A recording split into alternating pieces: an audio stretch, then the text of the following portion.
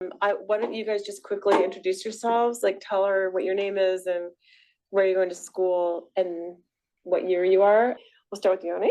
All right, so my name is Yoni Rosovsky. I'm an incoming senior at Mountain View High School, and I'm helping out Mariette and NIMBLEmindset with applying for grants and stuff like that. And so that's what I've been doing so far. Great, thank you. I'm Sage Loomis. I am a chemical engineering and computer science student at the University of Rochester, and I've been working on website management for Nimble. Fantastic, thank you. Hi, I'm Eleanor Segev. I am a rising senior. I'm a rising senior at Leland High School, and I have worked with website development and then event planning for the auction. Hi, I'm Leah Abil. I'm a rising senior at American High School, and I've been helping with some web development and marketing. I'm Malo Levin. I'm a rising junior at Los Altos High School, and so far I've been working on a lot of video editing for Nimble. Yep, and then do we have any remote people who want to participate? I can't see who you are. Yeah? I'm here. Yeah. Oh, Tanae's there. Yay. Hi. Hi, Tanae. Hi, I'm Tanae Raute. I'm a rising junior at Irvington. I usually work in person with them, but I couldn't make it today. And I've been working on video editing and like social media marketing and a little bit of website development as well with them. Fantastic, Perfect. thank you. Perfect. What a team, what a Do team. we have Aiden and Isha also and Colin or no? We have 3 more people, but I don't know if they're No, I don't think they're in. not there. Okay, that's fine. I Yeah. told them they can watch it later, so that's fine. So, okay, why don't we get started? So, Kim, thank you so much for joining us. We are so honored to have you. And Kim Gustafson has a extensive expertise in career development, and she's worked with a lot of people your age, which is why I wanted to bring her along, because we do a pretty robust internship program and we work with a lot of young leaders. And Kim has been an associate dean of admissions at Bates College, and also worked for many years at the Mitchell Institute, working with scholars and helping them get into college and then succeed through leadership programs. And you're also now at APA Scholars, that's Asian Pacific and Pacific Islander scholars, and working on a national basis to help young people to advance their careers and get into college. So thank you so much for joining us. And I don't know if you guys have any questions for her to start with, or if not, then I think Kim is ready to plunge in. But I know there's a lot of questions people have as they move from the school environment into the professional world in terms of like what might be appropriate. How do we prepare ourselves with LinkedIn and just negotiating, navigating the business world. So we do spend a fair amount of time talking about these things, but I think you have a little more expertise. And if you want to start off with giving us some top tips, or I can ask questions either way. Do you guys have any questions? I have one. Okay. It's pretty specific, but so I've recently been promoted here to a website manager from being an intern. And I know that's sort of very impressive in terms of like an actual title as a college student, apart from being like an intern or having a really like low level position. And so I was wondering, how would you recommend I leverage that to get future jobs? Like, what do you think is the best way to go about presenting that and, you know, sort of looking forward for that? Oh, that's great. A great question. So I think the first thing that comes to mind is on your resume. And if you have a LinkedIn profile, what you can quickly do is show how you have advanced within this organization. So you can kind of have your sort of, you know, like one organization and you're able to show the 2 different titles that you've held. And typically what you would do is have it in reverse chronological order. So the more recent thing first, have the title, and then just have a couple of bullets that describe, you know, key responsibilities. If you've already had any sort of measurable outcomes, any impacts, you know, increased blah, blah, blah by 10%, you know, something concrete. Those are the kinds of things that really pop on a resume and on a LinkedIn profile. So you can kind of show that progression within one organization. And I think in cover letters, if you're applying for future opportunities or in conversations that you're having with networking contacts, people that you're just coming across, you can talk about that progression, talk about Yeah. the new initiatives that you've introduced. Maybe you crunched some numbers and determined that a different strategy would be more beneficial. And the most important thing is to be able to talk about those measurable outcomes. So anytime you talk about something, talk about the happy result, talk about what was the win there, right? And so Yeah. you can kind of come up with that elevator pitch, try to do it in a way that is fairly concise, but very specific. So I think that's the kind of approach that I would take. So you can easily slot that into a conversation with somebody that you're just meeting at an event. So that's Yeah. the approach that I would take, if that makes sense. I think that does Okay. make a lot of sense. I think Yeah. also just ask your supervisor, which in this case would be me, to write you a letter of recommendation on LinkedIn, because Right. those will persist for decades. I mean, I have some that I've had in there for quite a long time. Yes. And that way you don't also have to talk about yourself. So you could have your supervisor say that you took initiative, you took leadership, here are the things that you demonstrated. Right. And that is really more useful actually than you saying it yourself. And I think along those lines, I would love to hear Kim's take on this, but I'm always telling people to take the maximum advantage of the opportunity that you have. So do the best job in whatever role you currently have and make sure that you really shine, because if you don't, then it's really hard to get those good letters of recommendation. So you want to have a foundation that you build on.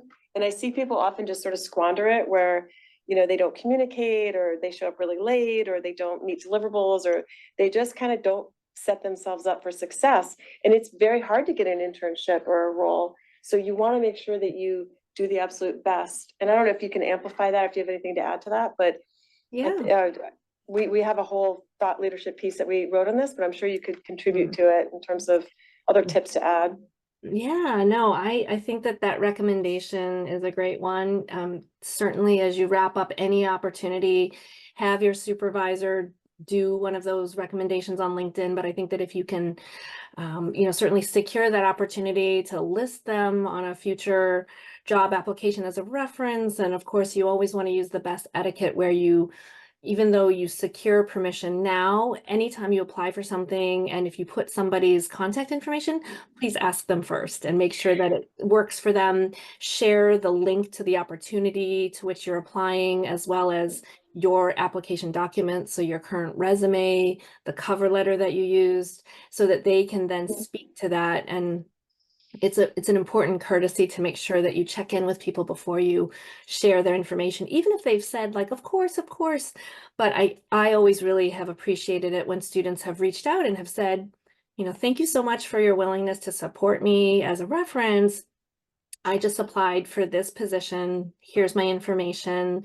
And this is why I'm interested in the role, so that I could speak directly to it. The little things that count, like following up with a thank you note right after you speak with someone or meet with someone, a note that's very specific to your conversation that highlights the key learnings and takeaways that you've had.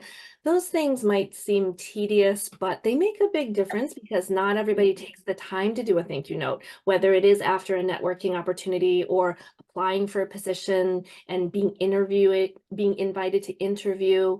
It's really important to take time to do those little things. So the little things, I would say, count just as much sometimes, because supervisors really notice when you show kindness and you show empathy, you show support for your team members. Those are the things that you can't just teach somebody overnight. So it's sometimes some of the soft skills and the intangible things that can really help distinguish you as a team player and as somebody that could have a long-term future with an organization.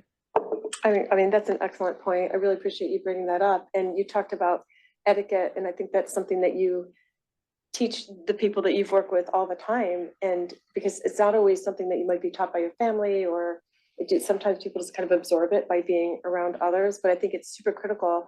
And Milo actually asked a good question last week about, is it okay to ask people to join you on LinkedIn? And the answer to that is yes, because people can say no. And if you kind of abuse that privilege by overly asking for help, somebody might decide they're going to block you or disconnect from you. So you have to be really careful about how you handle those relationships and treat them with a great deal of respect. And I think also one thing is, when you're, if you want to introduce people to each other, you'd probably agree with this, to do a double opt-in. So you ask both parties if it's okay to Mhm. introduce them. Some people are very sensitive to having their contact information being shared. So Mhm. I think Kim's point is be the most respectful as possible, because it'll bring you the farthest. And then people want to work with you because they'll know that, oh, you're going to treat me with respect too, if you're treating the people around you with respect. So I don't know if you have anything else to add to that, because I think that you, even we were actually together on the East Coast last weekend, and we were having a conversation about this, and you mentioned some of the things that you share with some of the people you work with in terms of that etiquette. So if there's Yes. anything else you want to expound on, I think that would be really useful.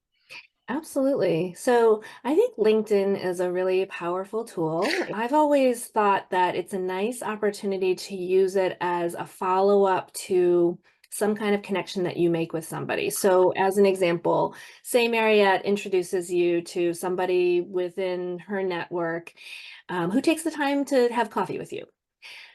I always recommend doing a follow-up by email, because you know that it's going to land directly in their inbox and they're likely to see it, because not everybody uses the messaging function on LinkedIn as true. readily as they might with their email inbox. So send a nice follow-up message within a day of connecting with somebody in person or virtually or whatever. And I think LinkedIn is a really nice way to be able to follow up. So you want to kind of keep yourself in people's orbits. So, you know, whether it's a month later or later in the summer, and you know, the person has recommended some resources for you to check out or a book to read or whatever, that's a great opportunity for you to craft a customized message that goes along with the request to connect on LinkedIn. So it's kind of like a nice strategy where, you know, you're not just sending them another email message, but you're taking the opportunity to fully vet out their profile. And then I know you have limited characters to be able to craft that customized message that goes with the request. One thing I've learned is that it's best to do those connection requests on a laptop or a desktop, because when you do it from your phone, when you do it from the app, and you click connect, it doesn't give you that opportunity to craft a customized message. So they just get this canned, you know, I want to connect with you on LinkedIn. But if you imagine if somebody reaches out to you, and whether you know them or not, you know, maybe it's somebody you haven't met before or somebody that you've only recently met, you're more likely to consider that request to connect if it says, "Dear Sage, it was lovely to meet you at, you know, the networking event last month. I really appreciated the recommendation for the book on blah blah blah, and you know, I look forward to staying in touch." So something like that. It's just investing the time and really thinking carefully about, you know, what message am I sending. So I think it's important to just have open communication with people and always be learning. That's what I always kind of say, that ABL, always be learning, thinking about not just the content of the work, but also your personal and leadership development as part of this. I think one thing you shared with me last week, and we were talking also, is about making a small ask. So if you do want someone to meet with you, you could say, could you meet with me for 15 minutes over coffee, rather than expecting somebody to meet with you for an hour. Even with you, we said half an hour. And then if the person has extra time and they're engaged and they're enjoying it, they might give you more time, but you're not asking them for something that would be unreasonable. And it's hard for you to know what might be unreasonable because you don't have the experience. So that's why I like your idea of asking for advice from maybe even your parents or a teacher or a mentor, and find out what might be appropriate. But I think the smaller the ask, the better, because you can, if they like you, they'll be willing to do more for you, and they won't feel like you're overly imposing on them. That's so true. I have definitely passed on that advice to students that I've worked with. And in fact, there's one that had connected with Mariette, and he just, there was something, he just didn't quite understand that. And so I just had to be very specific with him to say, like, you have to respect people's time. You know, he didn't quite understand, like, why would I limit to 30 minutes? And I said, because people are busy, and it's a courtesy for somebody to offer a slice of their busy day with you. And so these are things that you just wouldn't know until somebody actually says to you, like, you know, you have to set some parameters.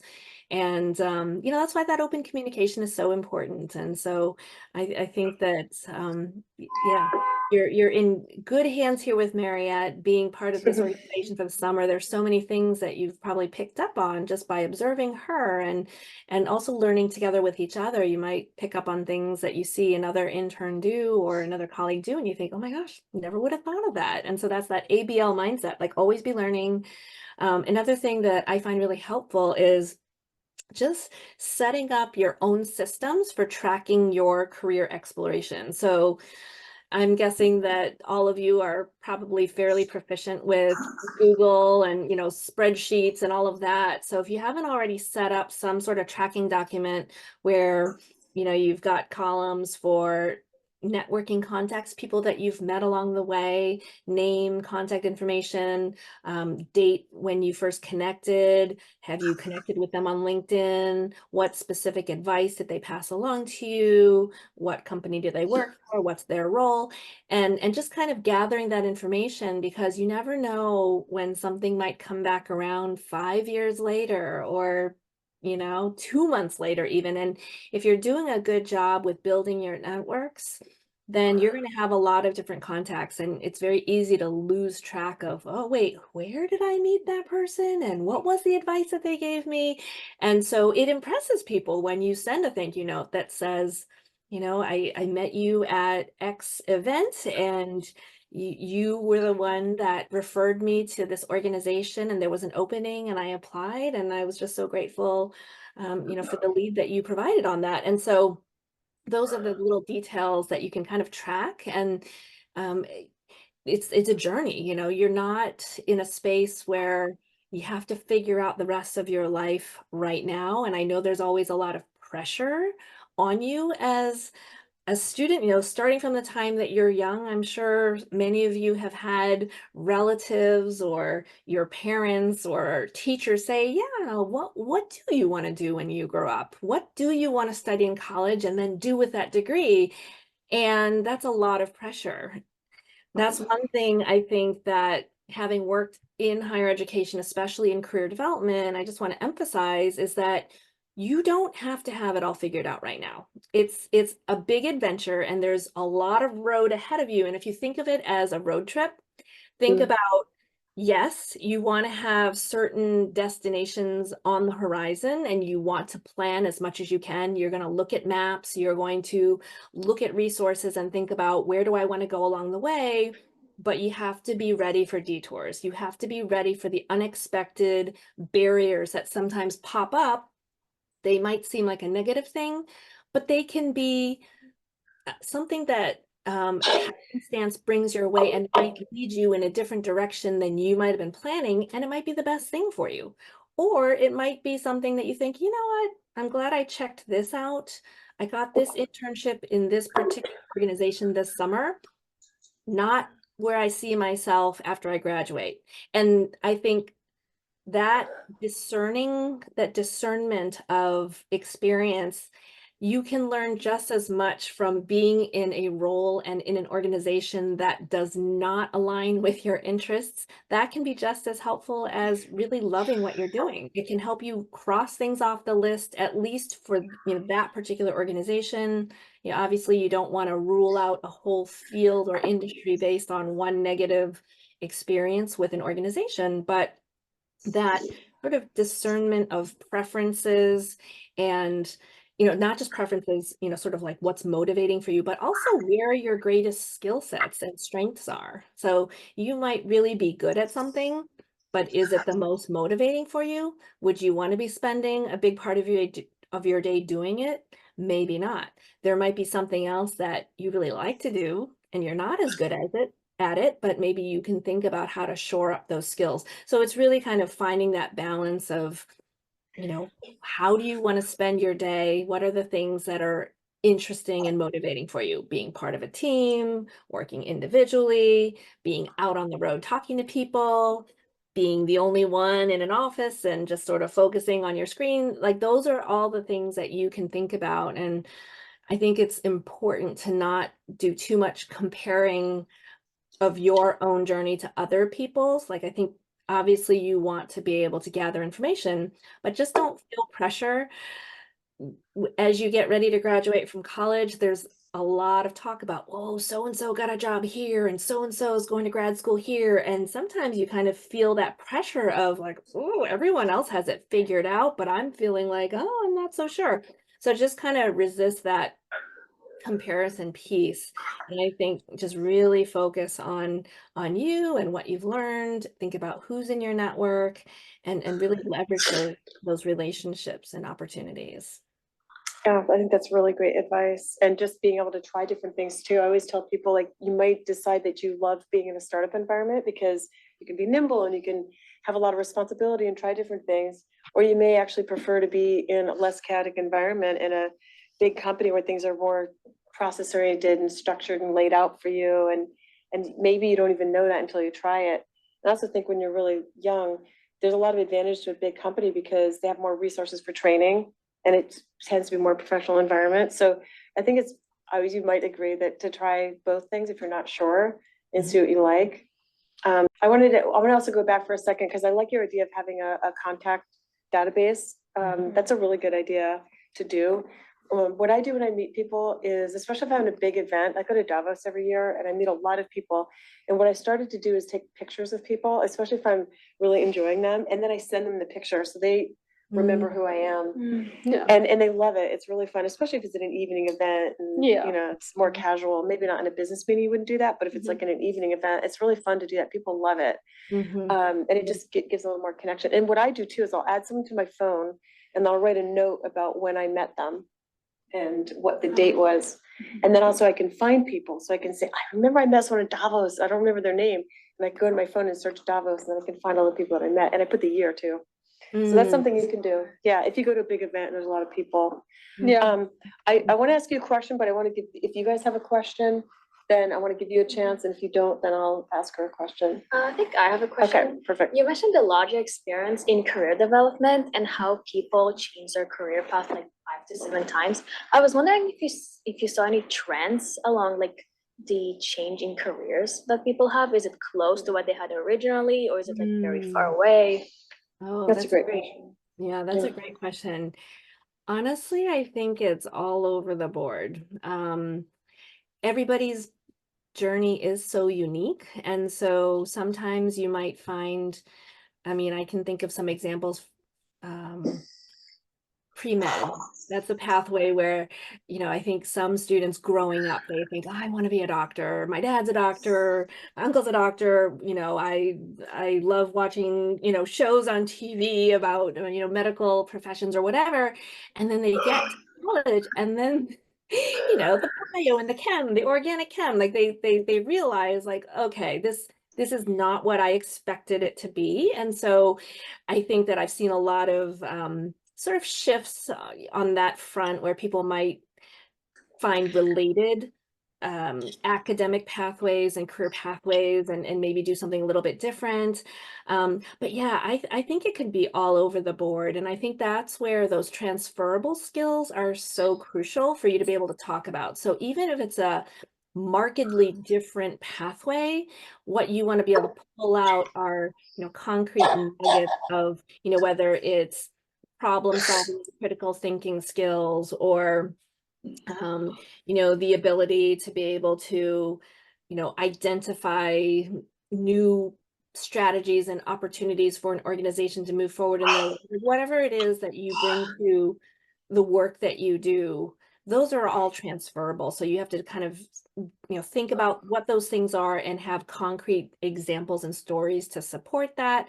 So even if you are taking a very, very different pathway, you know, if you can communicate that, you should be in good shape. So in terms of themes and patterns, I can't say that I noticed anything really stand out. And it's also, people are just, you know, making those changes at very different points of their careers. And so that's why the networking and doing informational interviews with people, I don't know if you've ever conducted an informational interview, but it's basically when it's sort of like a form of networking where if you've met somebody that holds a role either previously or currently that interests you, and you ask them if they'd be willing to sit down for half an hour and tell you about their career pathway, you go into that prepared with a list of questions that you have for that person. that kind of information can really help direct you in sort of, okay, this is an area that I want to invest more time in exploring. Yes, it might be very different than what I'm studying for a major, but this is really exciting to me, and I could see myself really drawn to working for an organization that supports that kind of mission.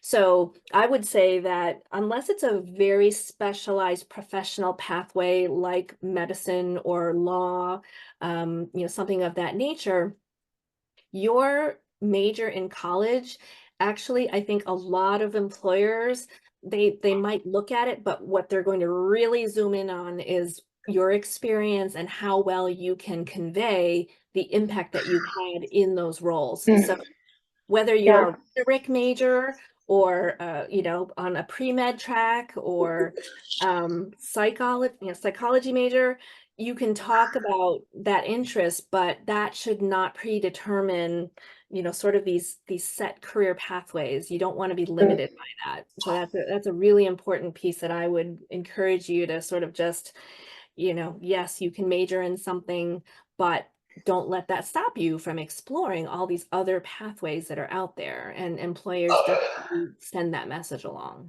Yeah, that's a really good message. I think that the informational interviews are so important, and you can also use it as an opportunity to ask about the company's culture. And people love talking about their area of expertise. So you're usually not imposing on people too much. Like, tell me about you, and what was your career journey, and how did you make this choice? People love doing that. So that's a good thing to do. And then I think one sort of miss, I think, in my early career was I never really asked potential employers about the culture. I just didn't think about that. I would just ask, what's the job? Am I reporting to? What I was trying to understand the industry or the work. And what I realized over time was that the culture actually mattered a lot to me in terms of my contentment and happiness and motivation. Was, what does it feel like to work there? Are people rewarded and recognized for their work? Is it a meritocracy? Like, all these things actually really matter. So those are also questions you can ask in an informational interview. Yes. I want to go back to what you said earlier to Eleanor, which I think is really crucial, is having a story to tell. You've probably heard that term elevator pitch. Sort of, what would you say to somebody to introduce yourself if you were on an elevator with somebody for 30 seconds? How would you represent who you are and what you're interested in? And so I think that's a really important thing to hone, and you'll want to tweak it with every new discovery that you have about your career interests. So something that I've often told students to do is to try to think about, if you were to identify 2 or 3 career pathways that interest you, you want to invest some time in researching them and be able to talk about why they interest you. But I think it's also important to balance it out with, so for example, if you just say, oh, my name is Kim. I'm from Maine. I go to college in Vermont, and based on the research that I've done, I'm really interested in education administration and nonprofit work, because it's really important for me to feel like I can support a mission that brings good to the community that I'm living in. But having said that, I'm also really open to other ideas. And so the minute somebody hears, ooh, education administration, nonprofit, I know people, my roommate does that, or my sister leads a nonprofit. But then when you finish it with, I'm also really open to other ideas and exploring different pathways, people will then say, oh, well, have you ever thought about this?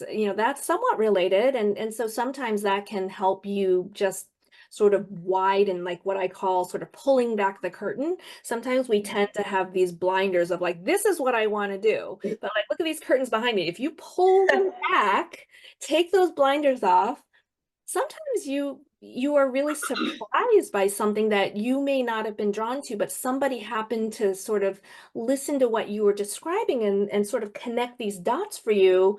Just be open to those things. So that's a message that I would send. The other piece that I will say is that for all the planning and research and hard work that you put into, building relationships with people, looking at websites and all of that, happenstance and fate is also a part of life and part of career development. And I can tell you that for most of my jobs, I've had sort of 1, 2, 3, I'm on my sort of 4th distinct career pathway, that those all pretty much came out of informational interview requests that I made, or happening to mention that I was interested in something to somebody in the field who said, oh, well, here's a link for this position. So I think that's an important part of it, is that you want to do the planning, you want to do all your due diligence, but you also want to keep your eyes open to things that might sometimes smack you in the face and you don't expect it,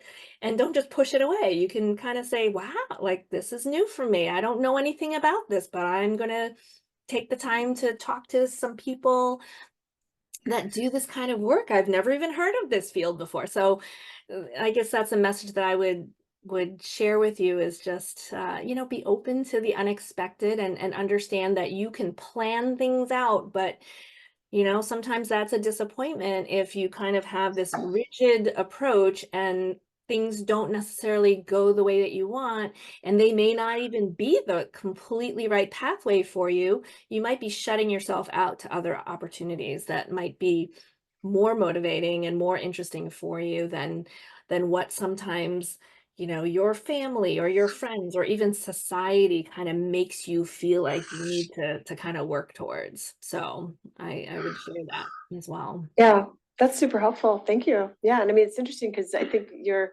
experience in career development has certainly helped with your experience of what you're doing now, helping people get scholarships. So it's all kind of, it's different, but it's also related. So you can really leverage that expertise that you cultivate in other areas for the new one.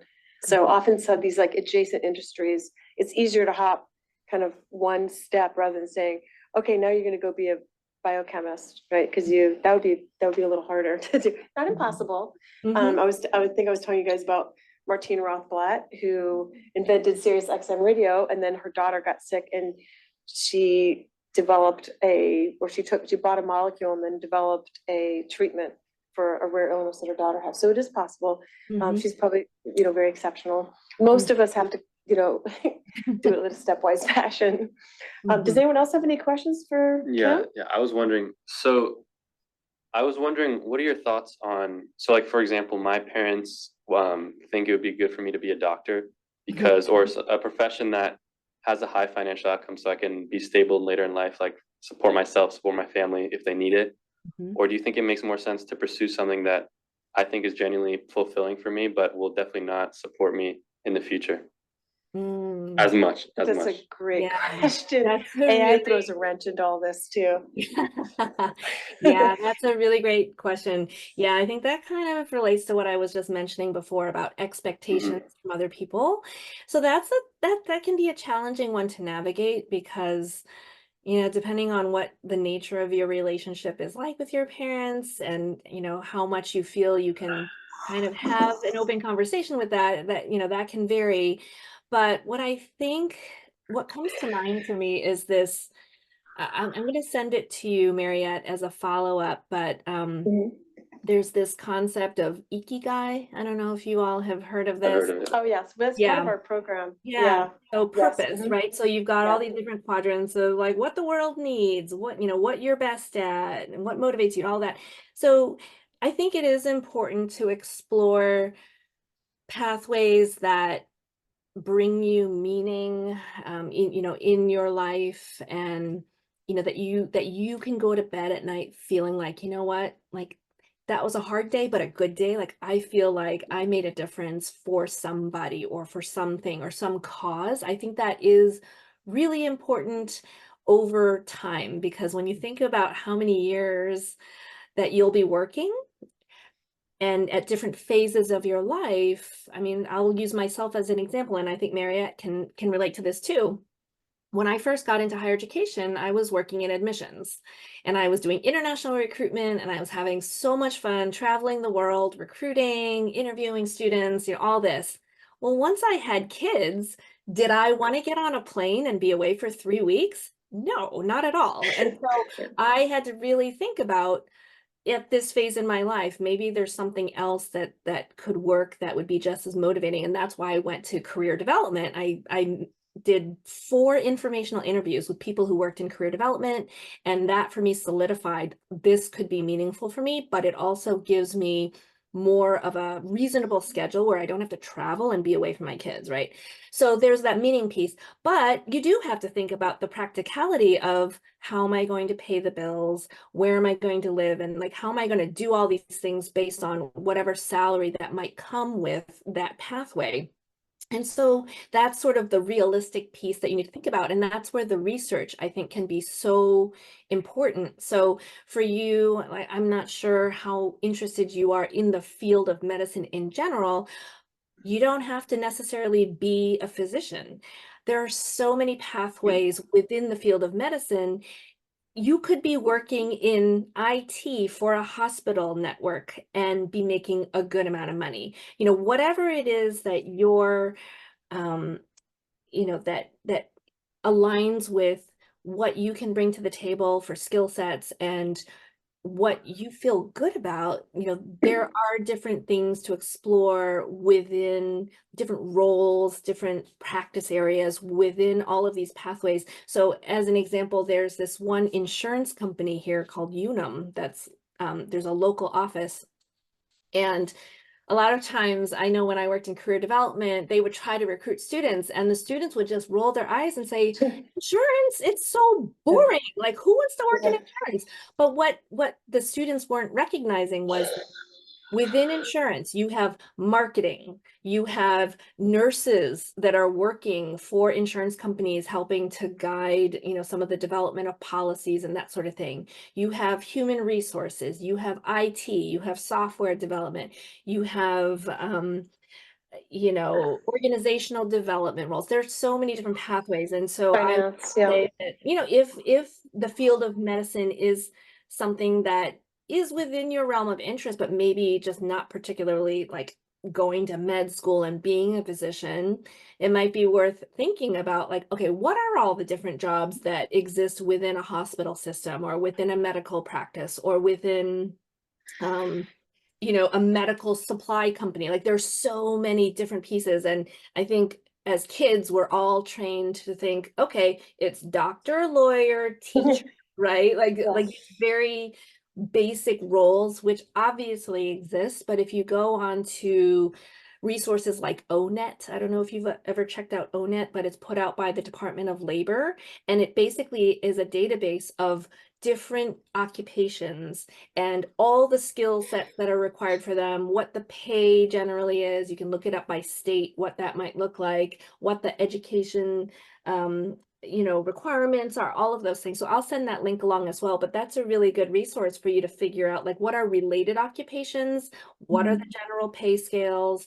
And so I think it's, if you really show that you're doing the research and that you've talked to people and that you're really thinking deeply about why this particular pathway might be a better fit for you than what your parents or somebody else is kind of pushing you toward, it makes it a little easier to have that conversation instead of just saying, yeah, no, that doesn't interest me. Yeah. But if you can say, you know what?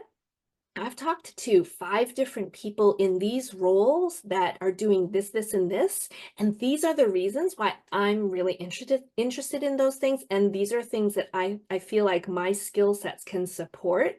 And I can see that there's a pathway for advancement that, you know, the base salaries might be X, Y, or Z, but if I get this certification or if I get a degree, a master's degree, or whatever it is, that there is room for advancement in the future. So I don't know if that helps.